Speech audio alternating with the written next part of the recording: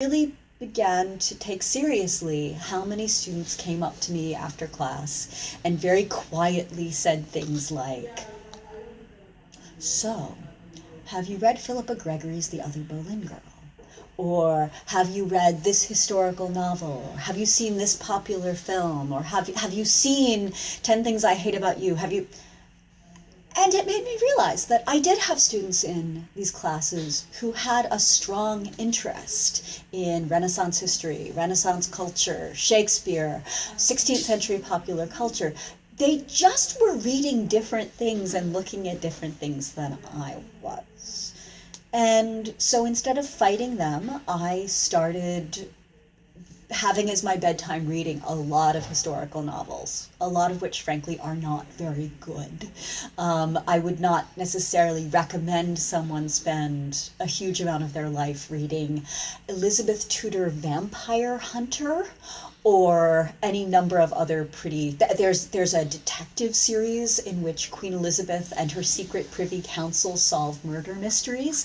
I don't think these things are great literature, but they're a lot of fun. And I had students who read those things for fun, and reading that for fun is what got them into a Shakespeare class or into a Renaissance literature class in the first place. So instead of fighting them, I designed a second year class for non-majors specifically that I titled Tudor Queens and Other Boleyn Girls. And that class, when I get to teach it, is half 16th century literature and half popular culture representations of the 16th century. And so we do read Queen Elizabeth Vampire Hunter, and we do watch episodes of the Tudors, and we dabble around with all sorts of pop culture stuff, phone cases, Barbie dolls, video clips.